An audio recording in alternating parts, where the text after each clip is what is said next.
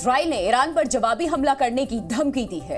Israeli सेना ने साफ साफ कह दिया है कि ईरान को खामियाजा भुगतना पड़ेगा। मिडिल ईस्ट में बढ़ते तनाव के बीच में वहां युद्ध का खतरा गहरा गया। पूरी दुनिया को आशंका है कि अगर इजराइल ने हमला किया तो मध्य पूर्व में युद्ध का एक नया मोर्चा खुल जाएगा। और इन हालात में, इन परिस्थितियों में अमेरिका ने शांति बनाए रखने, युद्ध को टालने की कोशिश करने की बात कही, मगर इजराइल पीछे हटने को बिल्कुल तैयार नहीं है। साथ ही ईरान ने भी तेवर अपने दिखाने शुरू कर दिए हैं। अपडेट रिपोर्ट आपको दिखाते हैं। इजराइल की चेतावनी आने वाले नए संकट की आहट है।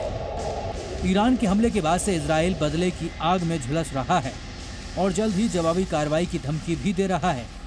हमास के खिलाफ 6 महीने से जंग लड़ रहे इजराइल ने अब ईरान के खिलाफ भी मोर्चा खोलने का दावा किया है। साथ ही अंजाम भुगतने की चेतावनी भी दी है। जंग का नया मोर्चा खुला तो संकट गहराएगा, क्योंकि ईरान पहले ही ये बता चुका है कि उसने दमिश्क पर हुए हमले का बदला लेना था और अब मामला खत्म समझा जाए। ईरान ने इजराइल को जवाबी हमले के घातक परिणाम भुगतने की चेतावनी भी दी है। इजराइल और ईरान आमने सामने हैं। इस स्थिति में टकराव को रोकना फिलहाल मुश्किल दिख रहा है। अगर ईरान और इजराइल में जंग छिड़ी तो पूरी दुनिया प्रभावित होगी। दोनों देशों के संघर्ष में कई और देश भी कूद सकते हैं, जिससे तीसरे विश्व युद्ध का खतरा गहराएगा। ईरान और इजराइल के टकराव का असर मिडिल ईस्ट के दूसरे देशों पर भी पड़ेगा, जिसके नतीजे बेहद खतरनाक हो सकते हैं। जंग छिड़ी तो कच्चे तेल की कीमतें बेकाबू होना तय है, जिसका सीधा असर आम आदमी पर पड़ेगा, क्योंकि महंगाई की मार उसे ही झेलनी पड़ेगी।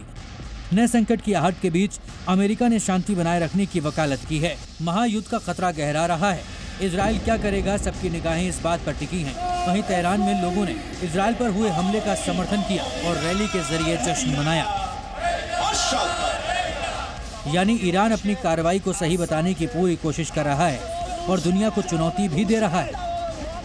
अब बड़ा सवाल है कि यह तनाव आगे कितना बढ़ेगा और संकट से दुनिया कैसे बचेगी। Zee News।